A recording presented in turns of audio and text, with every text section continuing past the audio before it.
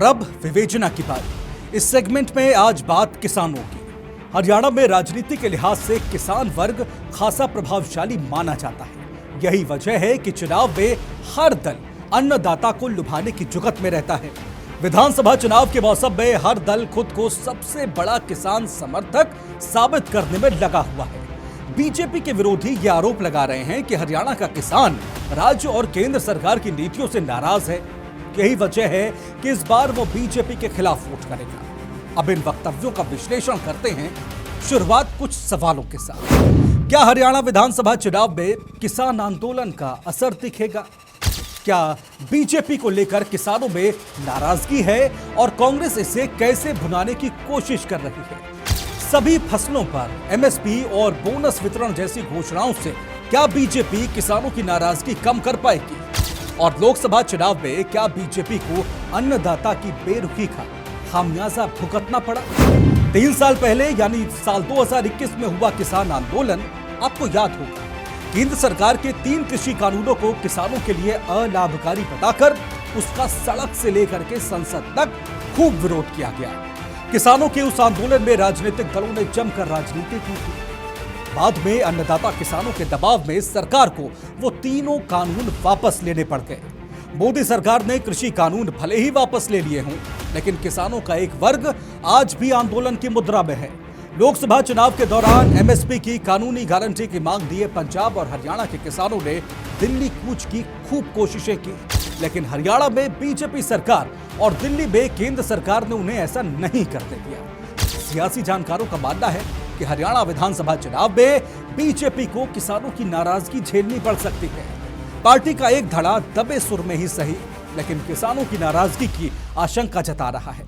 इसलिए अब बीजेपी ने चुनाव में किसानों को रिझाने की कोशिशें शुरू कर दी हैं।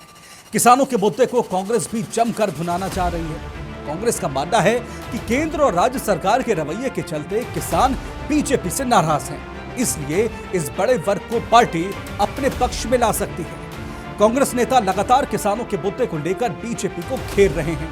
हाल ही में कांग्रेस महासचिव रणदीप सिंह सुरजेवाला ने एक बड़ा ऐलान किया, जिसमें उन्होंने हरियाणा में कांग्रेस की सरकार बनने पर किसान आंदोलन में मारे गए किसानों को शहीद का दर्जा देने की बात कही। बीजेपी पर निशाना साधते हुए सुरजेवाला ने कहा कि बीजेपी को काले कृषि कानूनों को वापस लेने के लिए मजबूर किया गया। उन्होंने एमएसपी के लिए कानूनी गारंटी का आश्वासन दिया था, लेकिन वो ऐसा करने में विफल रहे हैं। कैथल में जनसभा को संबोधित करते हुए सुरजेवाला ने कहा कि आंदोलन के दौरान 750 से अधिक किसान मारे गए। 1 महीने बाद हरियाणा में लोगों के आशीर्वाद से कांग्रेस की सरकार बनेगी और कार्यभार संभालने के 30 दिनों के भीतर ही सभी 750 किसानों को शहीदों का दर्जा दिया जाएगा। साथ ही उनके परिजनों को नौकरी भी दी जाएगी। सुरजेवाला यही नहीं रुके, उन्होंने ये भी कह दिया कि नरेंद्र मोदी, मनोहर लाल और नायब सिंह सैनी ने वादा पूरा नहीं किया, लेकिन जिस दिन राहुल गांधी प्रधानमंत्री बनेंगे, संसद में पहला कानून एमएसपी के लिए कानूनी गारंटी का होगा। बीजेपी जानती है कि किसानों की बेरुखी उसे बहुत भारी पड़ जाएगी। यही वजह है कि अन्नदाता को रिझाने की कोशिशें वो भी खूब कर रही है। हरियाणा में विधानसभा चुनाव की घोषणा से पहले मुख्यमंत्री नायब सिंह सैनी ने राज्य के 5,20,000 किसानों के खातों में 525 करोड़ रुपए की किस्त जारी करने की घोषणा की। यह भुगतान किसानों को 2,000 रुपए प्रति एकड़ बोनस के रूप में करने की बात कही गई। इससे पहले 15 अगस्त 2024 को स्वतंत्रता दिवस के मौके पर मुख्यमंत्री दुग्ध उत्पादक प्रोत्साहन योजना के तहत 35,000 दुग्ध उत्पादकों को अप्रैल, मई और जून 2024 के लिए 15 करोड़ 59 लाख रुपए की सब्सिडी जारी की गई। इतना ही नहीं, मुख्यमंत्री ने यह भी ऐलान किया कि प्रधानमंत्री बीमा योजना के तहत हरियाणा में घरों तक दूध सप्लाई करने वालों का बीमा प्रीमियम राज्य सरकार वहन करेगी।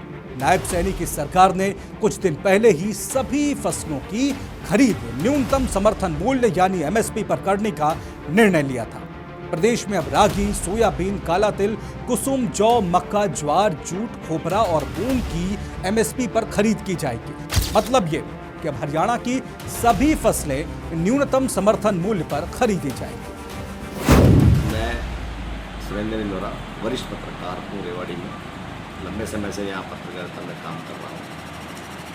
अभी जो आपने क्वेश्चन किया है कि किसान आंदोलन का विधानसभा चुनाव पर क्या फर्क पड़ेगा, सभी जानते हैं इस बात को कि पिछले दिनों लोकसभा चुनाव संपन्न हुए। लोकसभा चुनाव में कांग्रेस 0 से उठकर 5 सीटों पर पहुंची है और भारतीय जनता पार्टी को एक तरह से यूँ कहो कि 5 सीटों पर सीधा नुकसान हुआ है। इसका कारण जो आपने किसान आंदोलन की बात की है उससे काफ़ी असर पड़ा है, देखने को पता लग ही रहा है। किसानों ने दिल खोल कर और कांग्रेस का साथ दिया है और जमकर भारतीय जनता पार्टी का विरोध किया है। मुझे लगता है कि इस बार भी विधानसभा के चुनाव में भी किसान आंदोलन का असर पड़ेगा। भारतीय जनता पार्टी के अगेंस्ट में किसान जा सकते हैं क्योंकि किसानों की जो इतनी बड़ी समस्याएं थी उस पर सरकार ने, जैसा कि वो बता रहे हैं, कोई ध्यान नहीं दिया। उनको दिल्ली तक भी नहीं आने दिया, बॉर्डर पर बैठे हैं, आज भी उनका आंदोलन जारी है।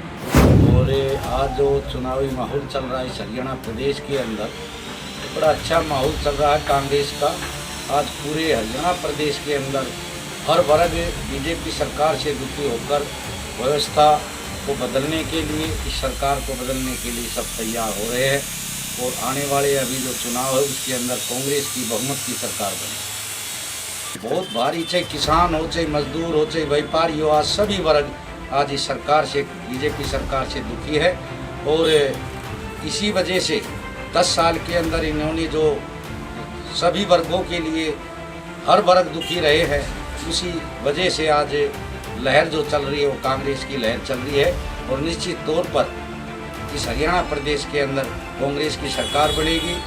राहुल जी ने जो यात्रा करी, उस यात्रा के अंदर सभी लोगों को जगाने का काम किया।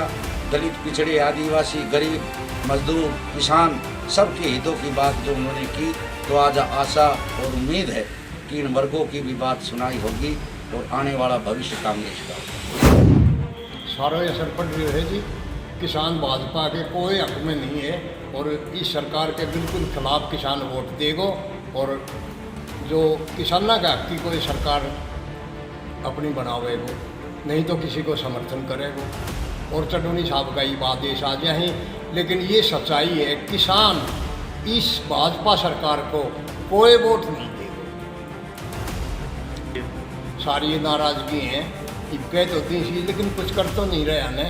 समय पे गलत बरसात हो जैसे तो मुआवजे में लेने, ना हुए तो में लेने, सारा ही काम ही सरकार ने उल्टा कर रखा है। किसान के प्रति कोई ठीक काम नहीं करियो। ये तो किसान ठाडा सी जो इतना साल पढ़ा रहा तो कि मैं ले रहा, नहीं तो ये सरकार ने तो ऐसा कानून बना दिया था जो किसान के तो सारा ही खिलाफ था। यह नाराजगी तो किसान के दिमाग में इतनी गहराई से बैठ गई कि सरकार का तो वाग्य पंजा किसान लागन देगो भी। आप देख लियो हरियाणा में कोई 10-5 सीट की तो मैं कह नहीं सकूँ, 10-15, बाकी तो इनकी कोई सीट ही नहीं है। कभी इलेक्शन ने डेट बढ़वा दी ही, अरे इलेक्शन मानसा कैंडिडेट वोटर तो वही हैं, वो तो नहीं बदलना है। फिर इनका सोच, ये तो इनकी अपनी सोच है। ये तो जयंती मनाई सी, काचा काटिया से, लेनू देनू कुछ नहीं सरकार को।